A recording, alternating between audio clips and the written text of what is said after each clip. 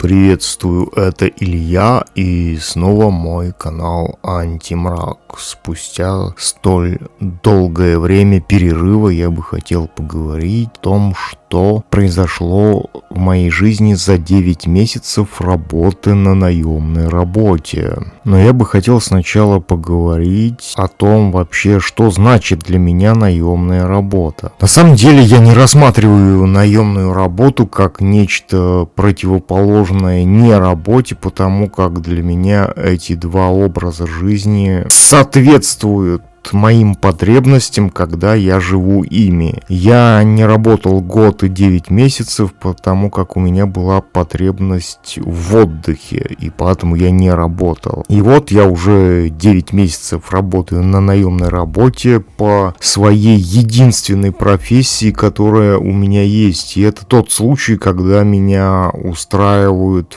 все аспекты на этой работе, касаемые зарплаты, возможности повышения моей профессиональной квалификации, условия труда, коллектив и так далее. Конечно же, я не пропагандирую наемную работу как некое условие для полноценной жизни, ведь в конечном счете у каждого человека свои мотивы в отношении той же самой наемной работы. Допустим, в данный момент меня все устраивает, потому как мне в принципе нравится моя профессия, да, как таковая. Говоря о наемной работе, я не предлагаю никаких решений. Говоря о наемной работе, я не предлагаю никаких решений, я лишь анализирую свои мотивы в отношении к ней для примера того, как человек может определять свои приоритеты, соотнося свои желания, способности и реальную ситуацию. Хотя интернет переполнен людьми, торгующими красивыми идеями о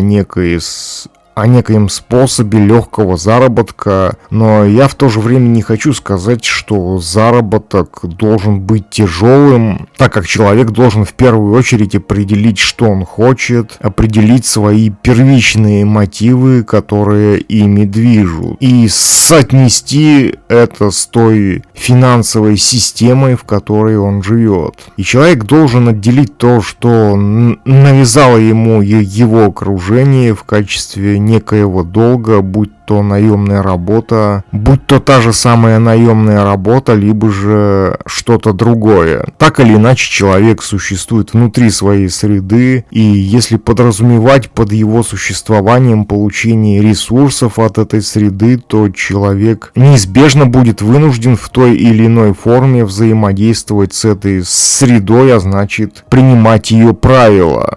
То есть, если человек хочет получать некие материальные блага, ему необходимо будет взаимодействовать с другими людьми, которые тоже потребляют материальные блага этой среды. И это происходит как в случае с наемной работой, так и с так называемой работой на себя. То есть, если человек оказывает некие услуги или продает некий товар, то ему нужно будет создавать его под некую потребность людей и считаться с этой потребностью. Финансовая независимость и наемная работа. Когда, например, в интернете говорят про какую-то финансовую независимость, имея в виду некие способы заработка, позволяющие иметь количество денег большее, чем у среднестатистического человека, то это всего лишь является рекламным лозунгом и не более того. Любой заработок, если он легальный, подразумевает либо физический труд без особых умений и компетенций, либо же труд высококвалифицированный, требующий знаний и навыков в каком-либо конкретном деле.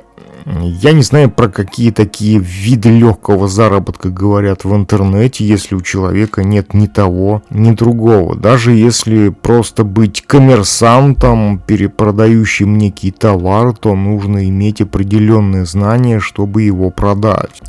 Опять же, я не хочу сказать, что деньги зарабатываются трудно. Опять же, я хочу сказать, что достойные деньги не зарабатываются без компетенции, которые востребованы другими людьми, готовыми платить за результат этих компетенций. Если я говорю в этом видео о том, что меня все устраивает на моей текущей работе, то это не означает, что я предлагаю другим устройство в найм как некое средство решения их проблем, потому что все люди разные, ситуации разные, и те же самые потребности людей абсолютно разные. Мне в этом видео просто интересно проанализировать свои мотивы и показать другим то, как они тоже могут постараться понять, что ими на самом деле движет и что им на самом деле нужно.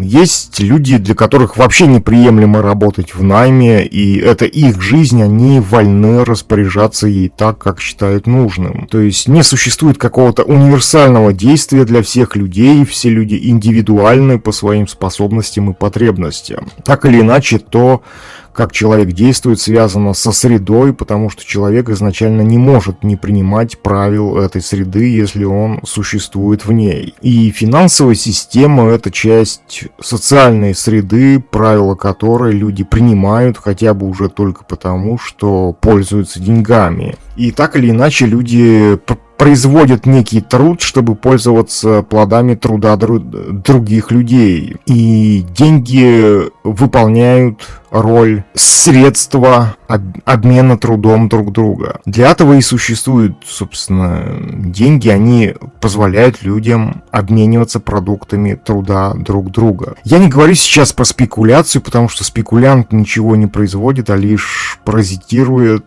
на финансовой системе, покупая дешевле и продавая дороже. Лично я относился и отношусь к деньгам не как к цели деятельности, а как к ее побочному продукту, который просто является ее неизбежным следствием. То есть в основе моего первичного мотива устройства на наемную работу изначально лежал и лежит интерес к освоению своей профессии и постоянному повышению своей профессиональной квалификации. Но этот интерес в то же время обусловлен своего рода моим социальным инстинктом, проявляющимся в потребности вхождения в социальное русло через повышение своей профессиональной квалификации. И я никогда не относился к деньгам как к цели деятельности, потому как они для меня являются всего лишь средством получения неких благ. Я считаю, что многие люди становятся заложниками идеи зарабатывания денег как цели, вместо того, чтобы найти практическое применение своим способностям и тем самым реализовывать их в чем-либо конкретном.